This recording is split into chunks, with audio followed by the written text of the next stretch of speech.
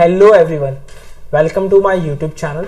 And जैसे कि हमने अपने लास्ट चैप्टर्स में डिस्कस किया अलग अलग टॉपिक्स के बारे में, तो जो हमने आज का टॉपिक लिया है डिस्कशन के लिए, that is chapter 14 of class 8, that is chemical effects of electric current. What are the chemical effect of electric current? तो आज हम इसी के बारे में डिस्कस करेंगे। So today we will learn about electricity, what is electricity, then we will learn about electricity का movement, electricity कैसे पास होती है वाटर के थ्रू, उसके बारे में डिस्कस करेंगे। Chemical effect of electric current, what are the effects of electric current, and electroplating, what is electroplating, इसको कैसे किया जाता है, इसका क्या सिग्निफिकेंस है, इन सारे पॉइंट्स को डिस्कस करेंगे। So let's get started with the first topic, that is electricity. Electricity is the flow of electrical power और चार्ज। सिंपल सा डेफिनेशन है, electricity is the flow of electrical power और charge. तो कई सारे charges present होते हैं, जैसे पॉजिटिव, नेगेटिव। तो जैसे कि हमने मेटल एंड नॉन मेटल के अंदर पढ़ा कि metals are good conductor of electricity, metals are good conductor of heat also. So electricity के गुड कंडक्टर का क्या मतलब है कि यहाँ पे फ्री आयंस प्रेजेंट होते हैं, यानी कि वहां पर जो वैलेंसी है, वैलेंसी क्या होती है, जो आउटरमोस्ट शेल में इलेक्ट्रॉन्स होते हैं अपने आप को स्टेबल करना चाहते हैं। तो हमने उस चैप्टर के अंदर इसको डिटेल में स्टडी किया। तो क्या होता है, जो वहां पे फ्री आयंस प्रेजेंट हैं वो इलेक्ट्रिक करंट को पास कर सकते हैं क्योंकि वो फ्रीली मूव कर पा रहे हैं वहां पर। That is like electricity is the flow of electrical power और चार्ज, यानी कि जब चार्जेस फ्लो कर पाते हैं तो दैट इज इलेक्ट्रिसिटी। ठीक है, next topic is do liquids conduct electricity. पहले हम नॉर्मल एक सिनेरियो देखते हैं कि किस तरीके से सर्किट काम करता है। फॉर एग्जांपल कि आपने एक सर्किट बनाया जिसमें आपने एक बैटरी का यूज किया, आपने एक बल्ब का यूज किया, एंड ये यहाँ पे वायर्स यूज किए गए जो कि इलेक्ट्रिसिटी को कंडक्ट कर पा रहे हैं, एंड यहाँ पर ये स्विच है। तो जैसे यहाँ पे आप देख पा रहे हैं कि यहाँ पे मेटल का यूज किया गया है, जैसे ही स्विच को यहाँ पे कनेक्ट किया जाएगा आपका बल्ब ग्लो करने लगेगा। क्यों ग्लो करने लगेगा? बैटरी से जो पावर जा रही है वो जो बल्ब का जो फिलामेंट है उसको हीट करेगा, उसको वहां पे टेम्परेचर को बढ़ाएगा।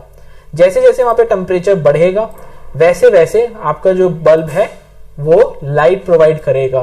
तो इस तरीके से आपका ये सर्किट कंप्लीट हो जाएगा, एंड यहाँ पे आपको देखने को मिलेगा कि सर्किट कंप्लीट होने के बाद बल्ब जल चुका है।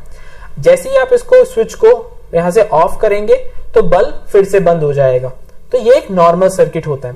अब हम पानी के अंदर बात करते हैं, लिक्विड्स के अंदर वाटर के बारे में बात करते हैं। फॉर एग्जांपल कि आपने टैप वाटर लिया, टैप वाटर लेके आपने क्या काम किया कि वहां पे आपने बैटरी कनेक्ट करी एक, एंड बल्ब कनेक्ट किया, बैटरी है, स्विच है, पानी है आपके यहाँ पर। ठीक है, बीकर के अंदर आपने पानी लिया एंड इसको कनेक्ट कर दिया, आपने एक सर्किट बना दिया। तो आप देख पा रहे हैं कि जो बल्ब है वो यहाँ पे ग्लो कर रहा है, बल्ब जल रहा है। क्यों जल रहा है? इसके पीछे कारण है। पहले एक नॉर्मल सा सिनेरियो डिस्कस करते हैं, उससे हमें कारण समझ में आएगा। So the scenario is this कि जो पानी है वो इलेक्ट्रिसिटी को कंडक्ट कर पा रहा है। मान लेते हैं कि दो बीकर हमने लिए, बीकर ए और बीकर बी। बीकर ए के अंदर हमने कुछ भी एड ऑन नहीं किया है, सो नॉर्मली करंट पास करता है। बीकर बी के अंदर हमने सॉल्ट ऐड कर दिया, थोड़ा सा नमक आपका। सॉल्ट जैसे ही हमने ऐड किया, बीकर बी की जो कंडक्टिविटी है, इलेक्ट्रॉन को, इलेक्ट्रिसिटी को जो फ्लो करवाने की टेंडेंसी है वो बढ़ जाएगी। क्यों बढ़ गई? क्योंकि सॉल्ट जैसे ही उसमें पानी के अंदर जाएगा वो डिसॉल्व होगा Na+Cl- के अंदर, एंड जैसे जैसे वो डिसॉल्व होगा उसके अंदर आयंस का फॉर्मेशन होगा। जितने ज्यादा आयंस होंगे उतना ज्यादा कंडक्टिविटी होगी। सो ये एक पॉइंट होता है। जो हमारा नॉर्मल टैप वाटर होता है उसके अंदर पहले से ही मिनरल सॉल्ट प्रेजेंट होते हैं, जिसकी वजह से क्या होता है, इलेक्ट्रिसिटी पास हो सकती है, जिसकी वजह से क्या होता है, आपका सर्किट कंप्लीट हो जाता है और आपका बल्ब ग्लो करने लगता है। So this is the scenario. तो यहाँ पे इंपॉर्टेंट पॉइंट क्या है कि टैप वाटर के अंदर mineral salts are present, that's why आपको वहां पे बल्ब जलता हुआ मिलेगा in a circuit. Whereas in distil water, distil water के अंदर क्या होता है कि कोई भी इम्प्योरिटी प्रेजेंट नहीं है, किसी भी प्रकार का कोई सॉल्ट प्रेजेंट नहीं है। That's why distil water is poor conductor of electricity.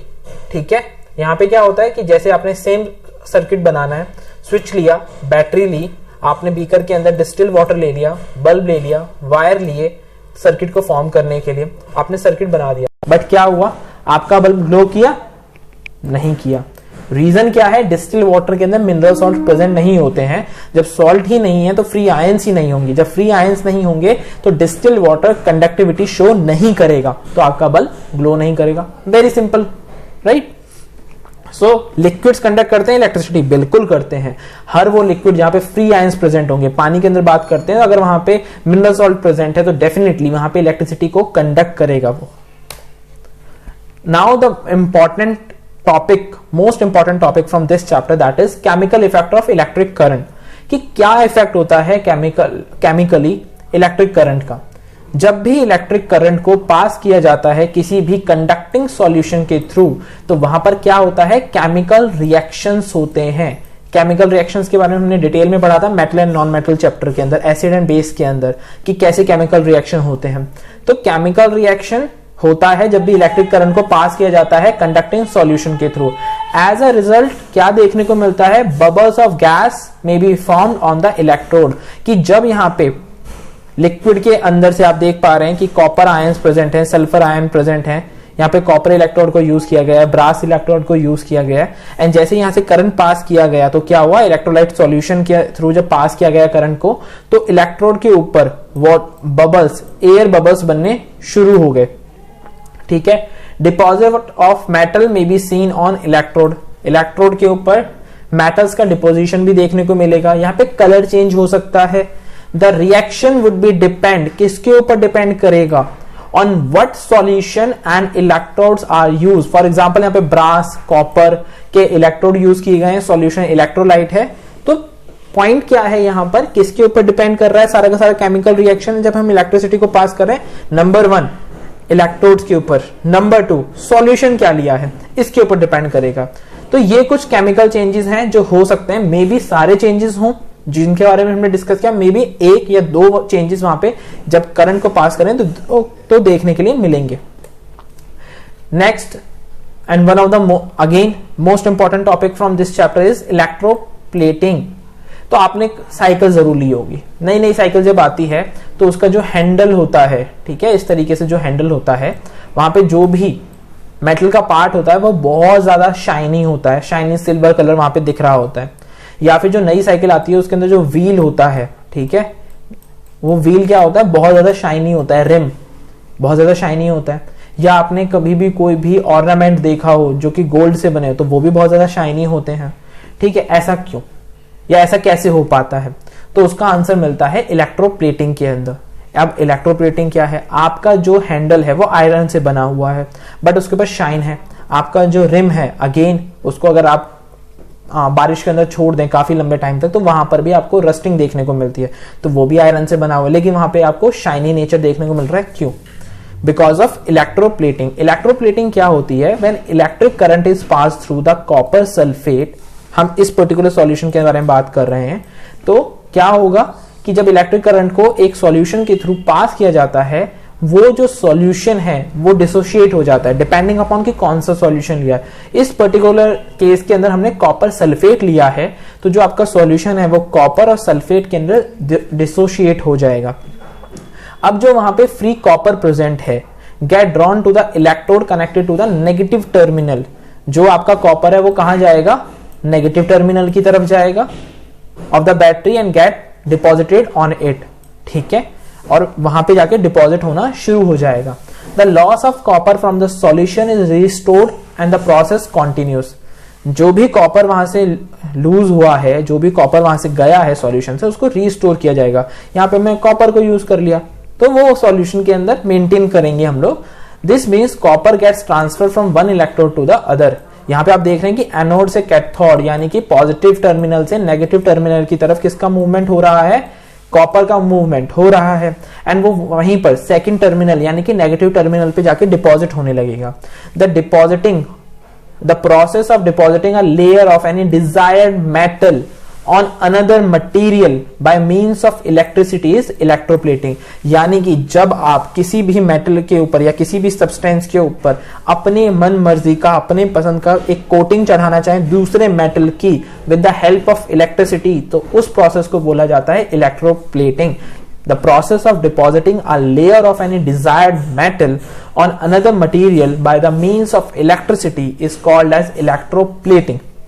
बहुत सिंपल सा टॉपिक है। आप दो यहाँ पे बैटरी के साथ टर्मिनल को अटैच करते हैं, पॉजिटिव नेगेटिव। जो पॉजिटिव साइड पे होता है वो मेटल हम यूज करते हैं जिसको हम बेसिकली दूसरे मटेरियल के ऊपर चढ़ाना चाहते हैं, जिसकी कोटिंग, तो हम उस मेटल को पॉजिटिव साइड पे यूज करते हैं और एक ऐसा सॉल्यूशन लेते हैं जो बेसिकली जिसके अंदर वो सेम कंपोजिशन हो, एंड वहां से सारा का सारा जो भी, जैसे यहाँ पे हमने कॉपर को यूज किया, तो कॉपर जो है जिंक के ऊपर जाकर एक प्लेटिंग क्रिएट कर देगा, एक लेयर बना देगा, एंड कॉपर का दूसरा जो हमने टर्मिनल यूज किया है वो सॉल्यूशन के अंदर कॉपर की कंसेंट्रेशन को मेंटेन रखेगा। That is electroplating, right. I guess ये बहुत अच्छे से क्लियर हुआ होगा और समझ में आया होगा। अब इलेक्ट्रोप्लेटिंग करते क्यों है, जरूरत क्या है इलेक्ट्रोप्लेटिंग की? नहीं करते, फर्क ही नहीं पड़ रहा, कोई जरूरी है? यस, इलेक्ट्रोप्लेटिंग का बहुत ज्यादा इंपॉर्टेंट रोल है। क्यों? अब जैसे हम बात करते हैं ज्वेलरी के बारे में, सबसे इंपॉर्टेंट चीज, ज्वेलरी बहुत ज्यादा एक्सपेंसिव है। अब ज्वेलरी मेकर्स जो हैं इलेक्ट्रोप्लेट करते हैं सिल्वर एंड गोल्ड को लेस एक्सपेंसिव मेटल्स के ऊपर। फॉर एग्जांपल स्टील के ऊपर उन्होंने गोल्ड की एक लेयर चढ़ा दी, फॉर एग्जांपल स्टील के ऊपर उन्होंने सिल्वर की एक लेयर चढ़ा दी। तो इस तरीके के यूटेंसिल्स मार्केट में अवेलेबल हैं, बर्तन आते हैं इस तरीके के। अब क्या होता है कि उसके ऊपर लेयर आ गई, उसकी वजह से उसमें गोल्ड की या सिल्वर की शाइनिंग आ गई, लेकिन वो गोल्ड और सिल्वर तो नहीं है एग्जैक्टली। तो वो जो यूटेंसिल्स हैं उनकी जो वैल्यू है वो गोल्ड और सिल्वर की वैल्यू नहीं होगी, ना वो आयरन की वैल्यू होगी, वो गोल्ड और सिल्वर से काफी कम होगी और आयरन से स्टील से थोड़ी सी ज्यादा होगी। तो इस तरीके के बर्तन आप खरीद सकते हैं। तो इलेक्ट्रोप्लेटिंग ऐसी जगह पे काम आता है जहां पे आप एक्सपेंसिव मटेरियल को नहीं खरीद पाते हैं, लेकिन आपको उस तरीके का मटेरियल चाहिए, मार्केट में सर्कुलेशन चाहिए, तो हम इस तरीके से इलेक्ट्रोप्लेटिंग के थ्रू ऐसे मटेरियल्स को जनरेट करते हैं। सेकेंड, टिन जो है, टिन के जो कैंस आते हैं उसके ऊपर क्या है, इलेक्ट्रोप्लेटिंग आयरन का बेसिकली फॉर्मेशन होता है, आयरन का कैन बनाया जाता है, उसके ऊपर टिन की कोटिंग की जाती है थ्रू इलेक्ट्रोप्लेटिंग। क्यों? क्योंकि आयरन के अंदर अगर हम कोई भी लिक्विड रखते हैं, फॉर एग्जांपल आपने कोक का कैन देखा होगा, Mountain Dew, Coke, Pepsi, Limca, इन सब के कैन आते हैं। तो सारी कोल्ड ड्रिंक के जो कैन आते हैं वो किससे बने होते हैं? आयरन से बने होते हैं, लेकिन लेयर किसकी होती है? टिन की होती है। क्यों होती है टिन की लेयर? क्योंकि अगर आयरन का ही मटीरियल होगा और आयरन के मटीरियल के अंदर अगर आपने कोल्ड ड्रिंक को स्टोर किया तो क्या होगा? वहां पे रस्टिंग हो जाएगी, आपका जो भी फूड मटेरियल है, जो भी आपने स्टोर किया है वो खराब हो जाएगा, तो वो कंज्यूम करने लायक नहीं है।